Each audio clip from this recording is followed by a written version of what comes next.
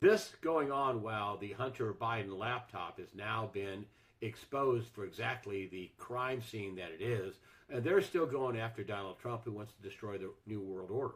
I mean, I had Alex Newman on. He says, I know you would disagree about the shots and all that, but boy, he was taking a sledgehammer to the New World Order. He got us out of the Paris Climate Accord. He got us out of who? Well, but wait a minute. He put $10 billion into a military program to depopulate Americans. Come on, Greg. I'm going to be a tough guy about this. Do you think he was told the truth, though? I mean, Birx came out on Fox and said, I always knew the mRNA injections would not offer, much protection against infection. She came out and said that, and Neil Cavuto's like, you can Google this. So if you look at the history of what is known, it takes 10 to 12 years to test out a vaccine to make sure it's safe. Everybody knows that.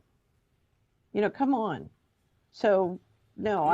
You actually think Donald Trump actually knew, hey, we're going to depopulate and murder off a bunch of people? See, I don't. I think he was lied to, and he missed this. He knows now. He knows now. That's if there was one person who understood how dangerous vaccines are that was in political life, it was Donald Trump, because this was a big issue during the campaign. And he made a big issue about, the dangers of vaccines. So he knows. So you think he knew ahead of time? You think he knew go into it that we're going to depopulate people? See, I just don't believe that. I think he knows now. I think he definitely knows now. Which he should, which I'm pissed that he's not coming out. So I'm just going to be a tough guy because okay. I knew the injection program stunk. I knew it was dangerous, and I knew there were different nefarious agendas that could go on. And I said to people, as soon as the virus started, or as soon as they claimed there was a virus, because I think it was more than one thing going on, I said, don't worry about COVID. Worry about the injection. Don't take the injection, whatever you do. So if I knew that in March 2020, I'm sure Trump knew that. So no, $10 billion, he put in charge of Operation Warp Speed someone who's, was head of research at a pharmaceutical company, and his his expertise was on brain-machine interface. Come on, Greg. Here's the problem. Trump, you can say Trump was on board for a depopulation or Trump got rolled. Either one is not a very good case to be made that he ought to be president. Wow.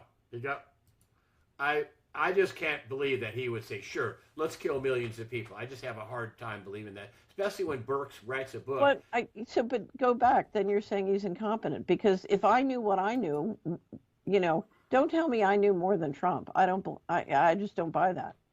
I'm not saying that you're wrong. I'm just saying, that's depressing because you got to hold people accountable. You got to tell the truth, and you got to hold people accountable. That's the only way out of this. And Biden is a big, fat, huge, smoking, steaming bag of crap. Here's the thing. The president is not running the situation. The president is not in charge. That's what you got to understand. And, I keep talking about... Explain that. The president's not... Please, so we explain that. Well, he's the president. Why isn't he in charge? But explain why... What happened in 1963? What happened in November 1963? Well, Kennedy was shot in the head. Well, the U.S. intelligence agencies and military and establishment got together and killed the president, right? That's right. And who controls the Secret Service, right? It's the Secretary of the Treasury and the people who run the country. So the deep state controls the Secret Service, and their guns point out and their guns point in.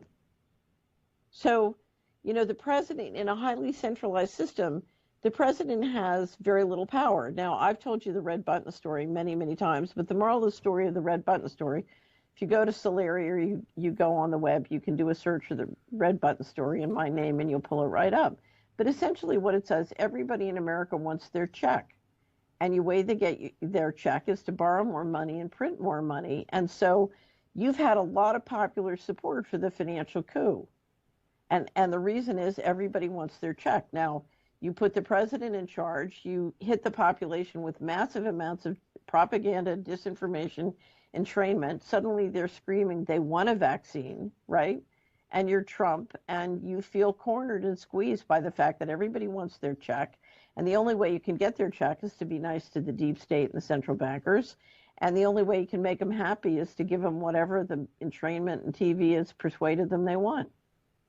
Do you think that he art of the deal this thing, and he had a trade-off, and the trade-off was, well, you get your check, but some of you are going to die. You know something? I have no idea what was going on. And I don't care because you had the president roll out something that in March 2020, I was sure was going to harm and kill millions of Americans. And he either has two reasons for doing it. He's incompetent or he is breaking the law. Which do you want? I don't know. I wasn't there. I can't say. But I know what I knew, and I know what I hold him responsible to know, and I know what he did. And I know what I would have done. I would never, I would have taken a bullet in the head before I would implement a culling of the American population. Of course, we have to lay some blame squarely at Biden's. You have vaxxer job and mandates and forcing this shit, which Trump wouldn't have done. That's what he says anyway. And right, but let's back up because pure evil. We're not talking about we're talking around in a box where there are no solutions, and we have to go to where we can get power and implement real solutions. I know. So remember, I just want to make this clear.